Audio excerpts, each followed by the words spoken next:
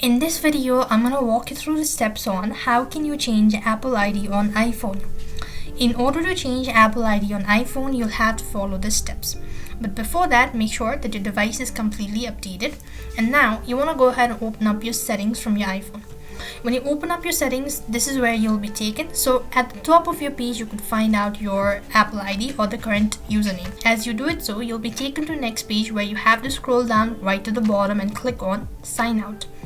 As you click on the sign out button, you want to make sure to tap on turn off, and then you want to go ahead and type in the password that you have that is associated with your Apple ID.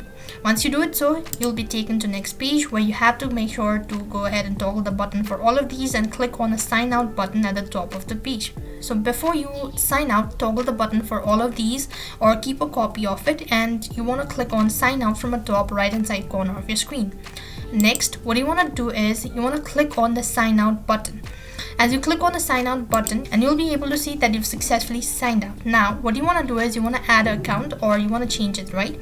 So you want to go to the settings once again and click on the profile, and then you want to click on sign into your iPhone, after which you'll be able to find a pop-up menu as such. So here you want to select whether you want to use another Apple device, sign in manually, or don't have an Apple ID. So here, whichever is convenient for you, you want to do or select that, and then you want to go ahead and type in your information and all of that. With that being said, you've successfully changed Apple ID on iPhone. So that's the way you could do it. So I hope the video was helpful. Make sure to like, share and subscribe to our channel. Thank you for watching. See you in the next video.